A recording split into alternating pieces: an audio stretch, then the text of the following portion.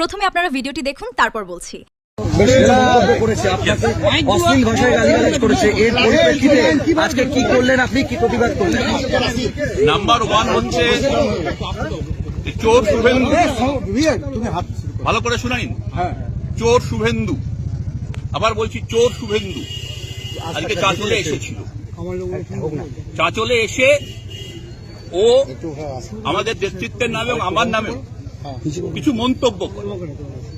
এখন বুঝতে হবে যে এটা কোন শুভেন্দু। সেই শুভেন্দু যার সিকিউরিটি গার্ড অত্যাচার সহ্য করতে না পেরে আত্মহত্যা করেছিল, কারণ এক বিকৃত রুচির শিকার হয়েছিল বলে।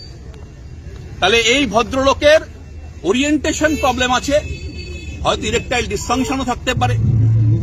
আমি পরামর্শ দেব শুভেন্দুকে যে এখানে চাঁদসি চিকিৎসালয় আছে, আমাদের এখানে ভালো ভালো চাঁদসি চিকিৎসা পাওয়া যায়। নিজের পৌরসত্বকে আগে ফিরে পান। সুস্থ স্বাভাবিক মানুষ দেখলেই আপনার মধ্যে যে বিকৃত কথাবার্তা ফুটে ওঠে, তার জন্য প্রথম দরকার আপনার পুরুষ হওয়া। আপনার পুরুষত্ব নিয়ে খুব সমস্যা আছে, সন্দেহ আছে, সবাই জানেন। মৃত কনস্টেবলের স্ত্রী একটি হিউম্যান রাইটস পিটিশনও করেছিলেন, আমি জানি সেটা। আর উনি বলেছেন যে পাশের জেলায় বালুরঘাটে ওখানে গেলে নাকি উনি শুনতে পেয়েছেন অনেক কিছু। ঠিকই বলছে, কারণ ওনার 4টে বয়ফ্রেন্ড ওখানে আসে, আমি জানি, রিসেন্টলি গিয়েও ছিলেন। এখন বয়ফ্রেন্ডদের সাথে ওনার আর ওনার বাপের 2-3টে গার্লফ্রেন্ডও আছে। বাপের গার্লফ্রেন্ড আর ছেলের বয়ফ্রেন্ডের মিলিত ইনপুটের উপরে সভা করেন, এটা হচ্ছে ওনার সমস্যা। চুরি ফুরি করেছেন, করে ভালো করেছেন, টাকা পয়সা তো নিয়েছেন, সবাই জানে। একটা কনস্টেবলকে খুন করেছেন, ভয়ের চোটে একজনকে দিয়ে হাইকোর্টে ব্লক করে রেখেছিলেন। ফান্ডা তো খুলে গেছে, এবার ইনভেস্টিগেশন তো হবে। মৃত কনস্টেবলের বউ 164 করবে, ইকুইভ্যালেন্ট টু বিএনএসএস। তাতে অকথ্য নির্যাতন, আপনারা বুঝে নিন কি নির্যাতন। সহ্য করতে না পেরে একটি ছেলে আত্মহত্যা করে, কারণ এই বিকৃত রুচির পরিচয়। এই বিকৃত রুচি আজকে প্রতিফলন ঘটেছে। আজকে কি অভিযোগে মূলত আপনি এফআইআর করলেন? দুটো কথা খুব পরিষ্কার। একটা হচ্ছে শুভেন্দু অধিকারী যেখানে যান সেখানে সংখ্যালঘুদের বিরুদ্ধে ঘৃণা ছড়ান। আজকে কি বলছিলেন, 85% হিন্দু এক হও।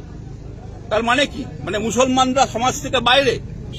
তাহলে কোনো একটা কমিউনিটিকে, একটা মাইনরিটি কমিউনিটিকে যে দাগিয়ে দেওয়ার প্রচেষ্টা, তাদেরকে সোশ্যাল আউটকাস্ট করার প্রচেষ্টা, এটা হচ্ছে পানিশেবল অফেন্স। আমি তার সেকশন উল্লেখ করে থানায় দিয়েছি, কপি আমি সবাইকে পিডিএফ পাঠিয়ে দেব। কোন কোন সেকশনে মামলা হবে আমি সেটা মেনশন করে দিয়েছি।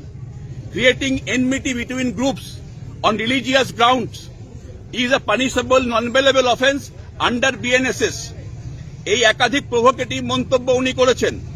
তার সঙ্গে যুক্ত হয়েছে ব্যক্তিগত কুরুচিপূর্ণ আক্রমণ। বাপ শিক্ষা না দিলে যেটা হয়, পড়াশোনাটাও জানে না, আইনটাও জানে না। আইনটাও ঘাট ধরে শেখাবো, কি করতে হয় সেটাও দেখাবো।